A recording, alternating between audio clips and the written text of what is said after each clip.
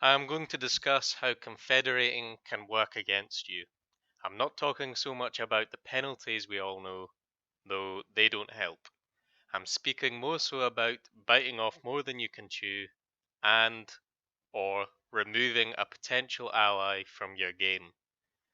So to start with, I'll go over taking on more than you can handle. When confederating, it's very likely you will become a new owner of a province or multiple. This isn't always ideal.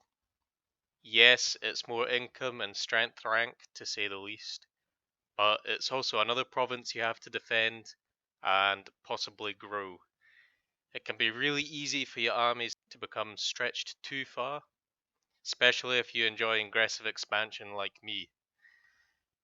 In short, having more to defend can sometimes have you vulnerable and open up a new frontier, potentially causing you a fight on two fronts or more.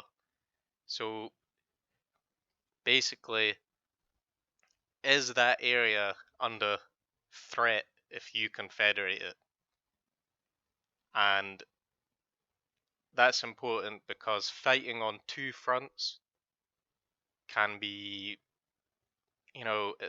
it's usually more inefficient than efficient. It's usually bad. Most times it's worse than it is good. Consider this when you decide to confederate. New province, new neighbors, potentially new wars or existing. You get the idea. It's all about location, location, location.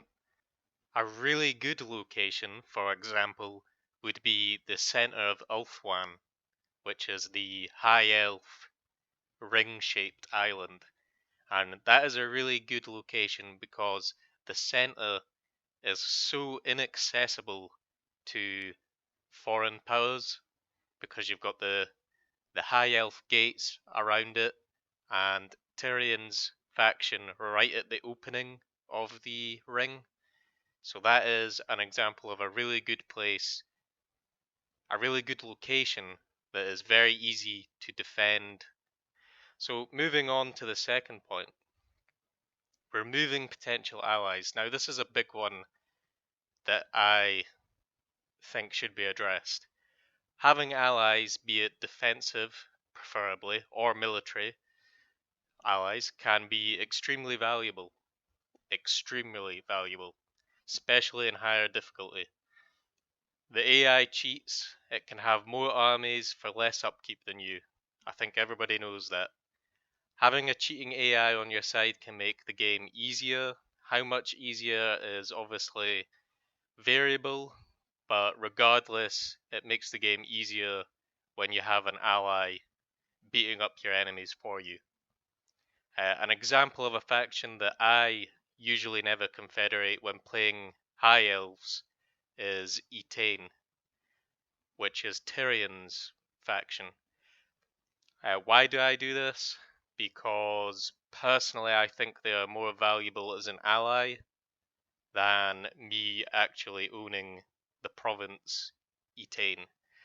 So I suppose the point I'm trying to make is that you should decide if confederating is more valuable than having the specific faction you're trying to confederate as an ally, as well as you should think about the location of the place that you're confederating to, the strategic location. Is it going to be next door to one of your enemies? Is it next door to somebody you hate? Possibly a new war going to happen there? Is it a vulnerable region? Has that AI not built any defenses? Do you need that legendary lord this turn, or can you wait? So I decided to discuss this topic simply to address these negatives and penalties that can totally derail your entire campaign. There are so many, there are so many Blitz Confederation guides lately. It's as though it's a new mechanic and everybody's super hyped about it and is making many videos and everybody's talking about it, but nobody is saying why you shouldn't confederate. And I think these are the two big reasons why you shouldn't. Anyway, next time you have the choice, take a minute to think about your situation. Thanks for watching.